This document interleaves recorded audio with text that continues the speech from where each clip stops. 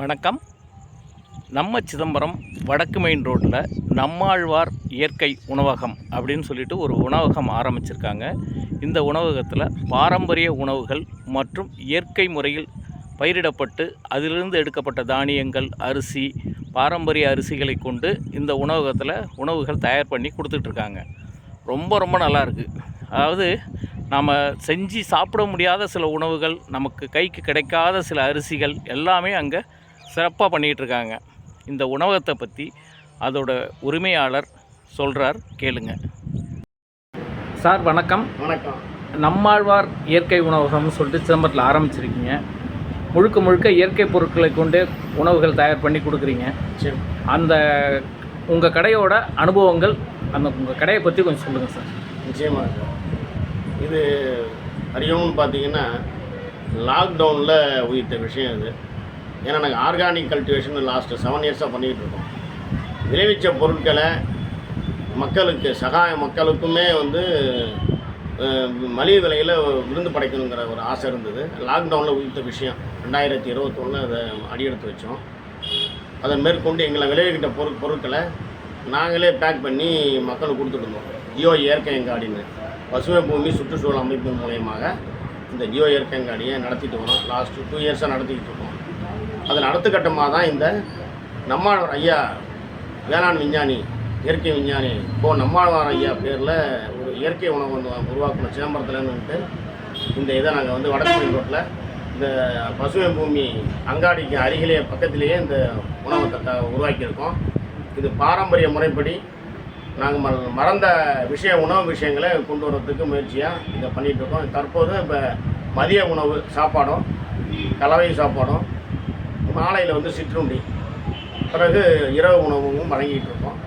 மக்கள் ஒத்துழைப்பை பொறுத்து காலை சிற்றுண்டியும் செய்யறதுக்கு ஏற்பாடு பண்ணிகிட்டு இருக்கோங்க. இப்போ மதியம்னா பார்த்தீங்கன்னா ஃபுல் சாப்பாடு, அதாவது முழு சாப்பாடுன்னு சொல்லுவாங்கள்ல, சாம்பார் அதை மாதிரி ஏதாவது பண்ணுறீங்களா? ஆமாம், முழு சாப்பாடு எப்படின்னா ஒவ்வொரு தினமும் நீங்கள் ஞாயிற்றுக்கிழமையிலேருந்து சனிக்கிழமையிலேருந்து ஒரு வார காலத்துக்கு 7 வகையான அரிசி சாப்பாடு போடணும்.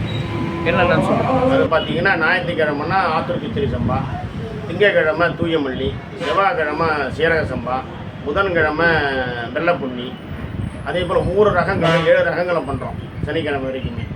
அது முழு சாப்பாடு பார்த்திங்கன்னா அந்த சாதத்தோட சாப்பாடு போடுவோம். எல்லாம் புழுங்கரிசி சாப்பாடு தான். காய்கறி கதம்ப சாம்பார், ஒரு நாள் வத்த குழம்பு, ஒரு நாள் சுண்டைக்காய் குழம்பு, வத்த குழம்பு போடுவோம். இன்னொரு நாள் மோர் குழம்பு போடுவோம். பிறகு மிளகு ரசம், வேப்பம்பு ரசம் போடுவோம். அப்போ நல்ல தினமும் உருவாக்கப்பட்ட தயிர், பசுமாட்டு பால் உருவாக்கப்பட்ட தயிர், மோர் கொடுக்குறோம். அப்புறம் அப்பளம், வடை, அவல் பாயாசம். ஒவ்வொரு நாளும் ஒரு அவல்லேருந்து, பாரம்பரிய ரக அவல்லேருந்து ஒரு பாயாசம் கொடுக்குறோம். மன நிறைவாக மக்கள் சாப்பிட்டு போகிறாங்க. நல்ல ஒரு மாலை நேரத்தில் ஸ்நாக்ஸ் கொடுக்குறீங்கல்ல?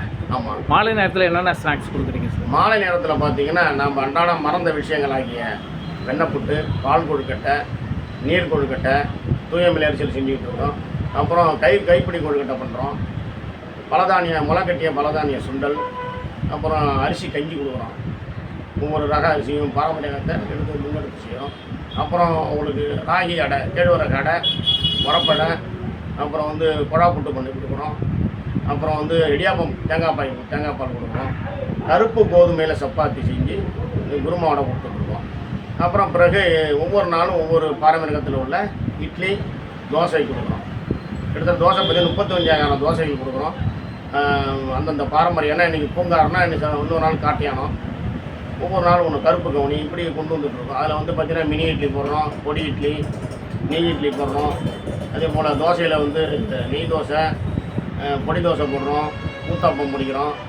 பார்த்திங்கன்னா அடுத்தது வல்லாரை கீரை, இந்த கீரை தோசையும் போடுறோம். இன்னும் கீரையை விட 40 மடங்கு சத்து உள்ள நுண்கீரைகளையும் நாங்கள் இந்த இதில் சப்பாத்திலையும் தோசையிலையும் கொடுக்குறோம். அதே போல் பசுமாட்டு நெய்யில் தயார் பண்ண நெய் தோசையும் நாங்கள் வழங்குறோம். இப்போ உங்கள் உணவகத்தில் சாப்பிட்டா உடலுக்கு பாதிப்பு இல்லை, ஆரோக்கியம் அப்படிங்கிறது இதுலேருந்து புரியுது. 100%. ஆமாம், இன்றைக்கி மக்களுக்கு அதுதான் தேவையும் கூட. இன்றைக்கி உணவு தான் விஷமாக மாறிக்கிட்டு இருக்கு. அதை தடுக்கிறதுக்கான பெரும் முயற்சி தான் உங்களுடைய முயற்சின்னு சொல்லலாம். இது பாராட்டுக்குரியது. கடலூர் மாவட்டத்தில் மட்டும் இல்லை, இதை பார்க்குற யாராக இருந்தாலும் சரி, இதே மாதிரி இயற்கை உணவகங்களுக்கு நல்ல ஒரு வாய்ப்பு கொடுங்க. எதிர்காலத்தில் என்ன செய்கிறதா இருக்கீங்க சார்?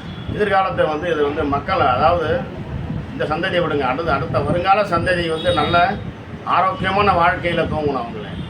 அதுதான் முடியும். ஏன்னா இப்போ காலங்களில் பார்த்தீங்கன்னா பர்த்துக்கு போனாலே சிசரியனுங்கிற மெத்தடு கொண்டு வந்துட்டாங்க இல்லையா? மருத்துவத்துறையில் அப்படி தான் இருக்குது.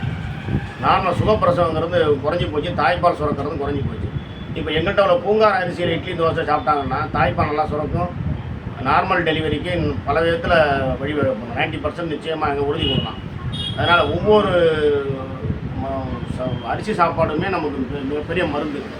உணவே மருந்துன்ற கான்செப்ட்லையும் வள்ளலார் சொன்ன மாரி மழைநீரை சேர்த்து நாங்கள் கொடுக்குறோம். இங்கே தயார் பண்ண உணவுகள் பெரும்பாலும் மழைநீரில் தயாரிக்கிறோம்.